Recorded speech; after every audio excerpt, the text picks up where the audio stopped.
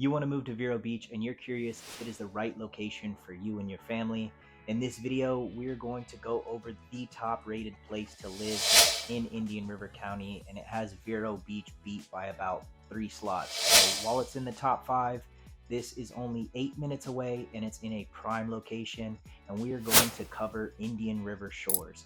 It ranked #1 on Nisha's website, but I'll give you my honest opinion and we'll cover some things that you'll definitely want to know before moving to Vero Beach, and then at the end you'll definitely know if you want to live there or not. So stick along because we are going to cover rankings. Is it a hurricane trap?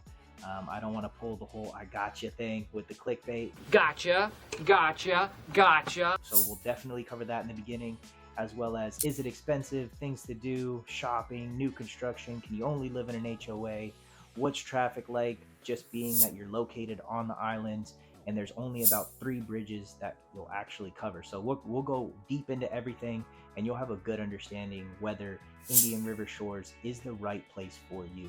So let's just jump straight into it. We're going to start with the rankings. So I have my notes pulled up because there are some things that I thought were funny about the area that I didn't actually realize myself. So we're going to start with the rankings, and it is the #1 best place to live in Indian River County.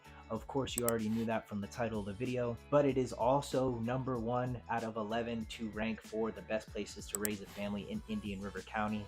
So that's just according to schools, location, lifestyle, what it's like actually living on the beach. It is also ranked #6 for best places to retire across the whole United States. So just keep that in mind. It's not only for families, but it also is for retirees.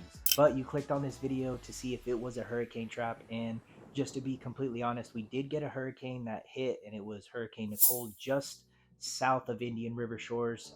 It just missed it by I want to say about a mile, so it hit the whole JC Park boardwalk area, and I'll throw some footage of that up. But if you're scared about hurricanes, that is going to be a part of living in Florida, so you have to be prepared for that. And I'm just telling you the truth. Whether this area is prone to hurricanes, I would say it's not as likely compared to living on the Gulf side. But is that 100% certain? No.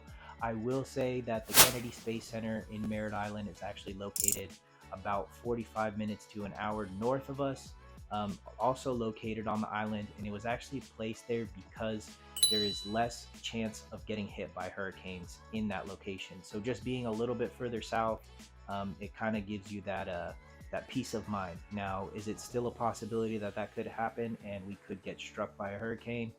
Yes, that's always a possibility when you live in Florida, but it should give you a little bit more peace of mind.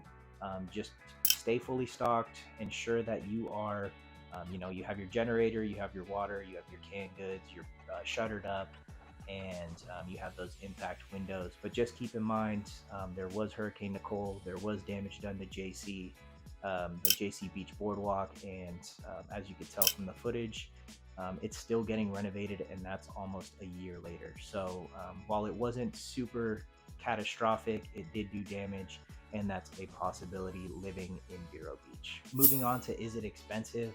Vero Beach used to not be expensive in the grand scheme of things. Of course, everything has gone up, but it was once this quaint, quiet little beach town, and that has definitely changed. Indian River Shores, it has a wide range of, from condos to single families to strictly 55 and up communities. So if you're 55 and up, this might be the right spot for you, because you could still get a home on the beach, located on the islands, have deeded beach access for around $290. So $290,000, you have a condo on the beach, directly, like a 5-minute walk to the water, and it's kind of just the right place. If that's not the case, there's a big range of homes and condos and different association fees. With that being said, you have that $290 price point all the way up to $15 million, and that's with every possible scenario. So single family, condo, HOAs, no HOAs, and you just have to know that you get a little bit of everything on Indian River Shores. So there's a price point for you in that area. It is ranked #1, so there's a wide variety as well. Of course, with that wide range of home prices, you have a wide range of HOA fees or condo association fees. So you'll see anything from $460 all the way up to $1,500. and that could be quarterly, could be monthly. So if you want to know more, please feel free to reach out. Me and my team would love to help you get you in the right location so you don't make the mistake of moving to the wrong location. We help people just like you move to Vero Beach, Indian River County, the whole Treasure Coast. With that being said, Indian River Shores is definitely more expensive than living in Vero Beach, even though it's a short 8-minute drive. The average median income for the household in Indian River Shores is around 248,000. So Vero Beach, Indian River Shores is definitely more expensive. So just keep that in mind when relocating. Not saying you can't find a deal out there, but you definitely need to be on the hunt. As far as things to do in Indian River Shores, of course, you have the beach, and that's usually going to be the number one reason you're moving to Vero Beach or just Florida in general. You want to be close to the water, you want to soak up the sun, but there's plenty of other activities for you to do. For instance, I like going on the Jungle Trail, and that's kind of starts at the top of Indian River Shores near the Wabasso Beach area, and it's a 14, I believe, 0.6 mile loop. So it's just a nice running trail. You could take your bikes, you could even ride your e-bikes and all that stuff, because that is a pretty long walk, but it's beautiful back there, and you have the water on your right, and then you have some shaded trees along with just some beautiful homes and condos and stuff that you could look at on your run, walk, electric bike ride. Which just definitely get there early, because once that sun starts beating, if you're not under those trees, it gets hot and humid. But other than that, there's definitely a wide array of things. We'll cover shopping later on in the video. There's shops you could go to, but if you're by that area, definitely stop at Beach Bites and grab you a sandwich and a drink and just enjoy the area. With that being said, there's not just the beach and jungle trail. There's definitely a wide array of things to do. You could go to Vero Beach Theater, which they have different events, and actually an inside bar slash dining. You also have Riverview Park, Riverside Park, I should say, but there's also Riverview Park. You have the Vero Beach Art Museum. You have plenty of different activities. You could just check on your local Facebook page, and there's something going on. And my wife has a joke that there's a festival going on almost every other weekend here. So you could definitely get involved in the community. If you have dogs, go to the Vero Beach Dog Park. It is actually just really well kept and maintained. It's beautiful. And we take the Frenchie out there constantly, and he's not really so much on the summer days because he might die of a heat stroke out there just because he can't breathe. But other than that, it's a great area, and there's plenty of activities to do as long as you get involved, and just kind of look for them. So they're out there, and there's definitely something to do in Vero Beach. You're also close to Sebastian, so you could definitely hit all those other restaurants along the river.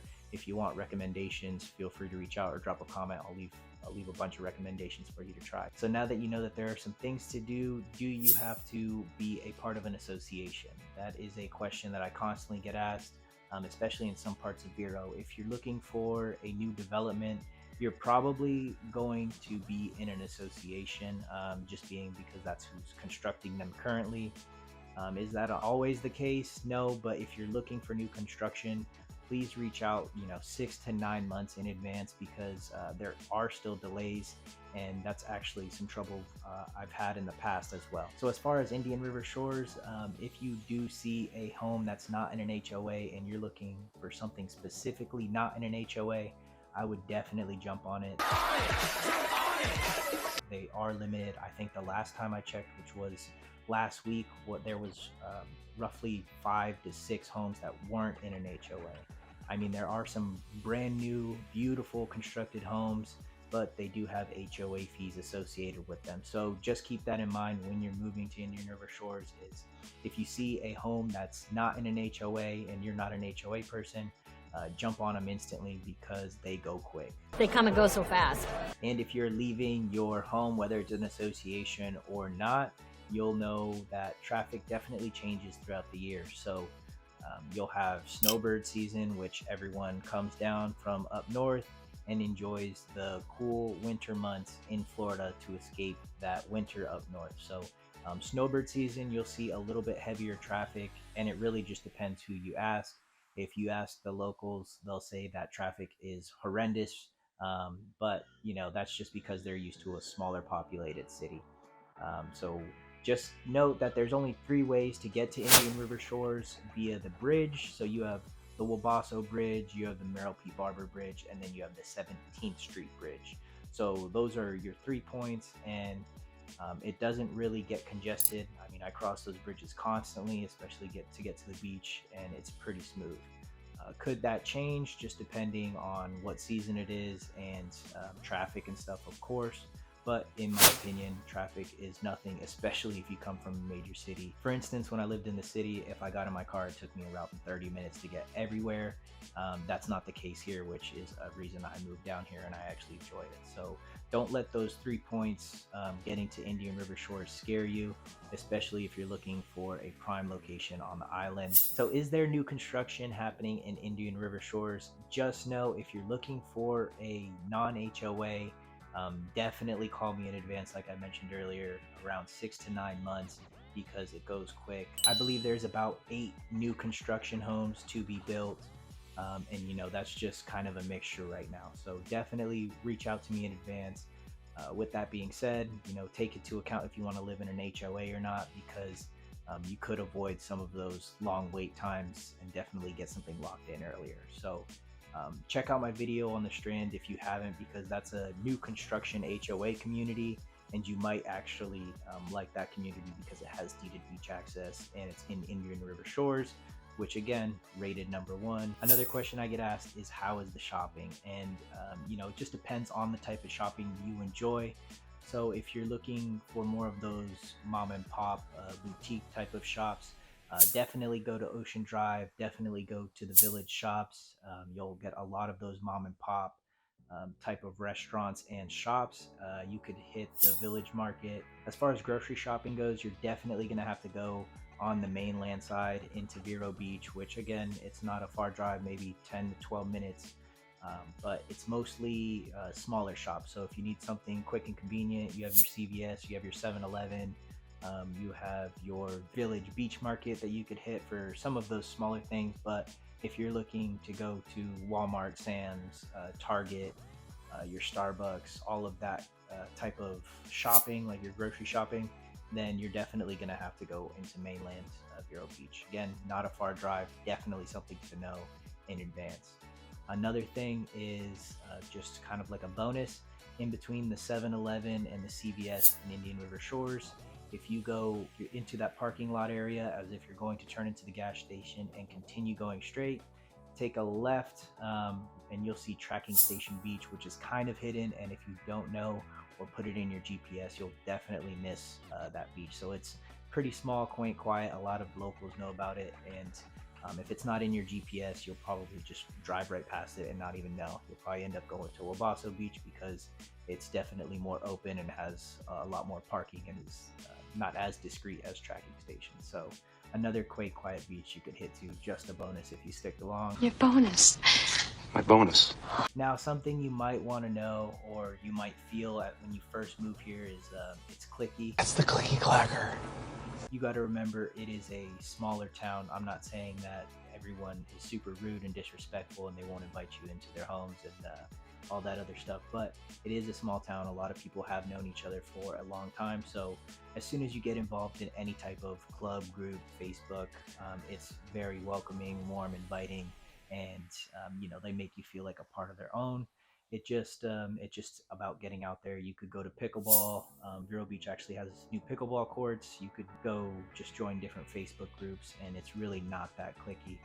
It's just really about getting out there and finding activities that you enjoy, and you'll run into people that are very friendly. So while it's still that small town feel, it definitely has that southern hospitality southern hospitality that you find in the whole South. So just enjoy that. Now we'll go over the reviews. I have the reviews right here. I don't have them memorized, so I'm going to go off the tablet and just let you know what some of the other people say. While it only has 6 reviews, you'll notice it's all 5 stars, 1 average. So let's just take it the average. There's plenty of great mom and pop shops like Casey's. That's definitely a great spot. It's been around for a while. If you want a good classic burger, go there. It's off of Cardinal Drive in front of Ocean Drive. So just check out that spot, but that doesn't really seem like a bad review to me. Other than that, I lived there for years now and love it. Educated, friendly people, beautiful beaches, great shopping, super restaurants, and wonderful atmosphere. So definitely, that's all kind of that small town, friendly, just enjoyable places to live. With that being said, there's only 6 reviews, so I'll link it down below so you can kind of check that out, as well as check out Nisha's website. And just know, if this is the right location for you, please feel free to reach out. I'm a real estate agent that covers all of Vero Beach, the whole Treasure Coast. So if you're looking to move, I help people just like you relocate to the perfect spot in Vero Beach, so you don't have to make that that crazy hassle of trying to figure out where to live. If you are looking to live in a new construction, check out my video on the Strand, which I will pop up at the end of the video, and you'll have a good idea of what some new construction is like in Indian River Shores. But if you have any questions, leave some comments down below, like the video, and again, reach out. I will see you guys in the next video.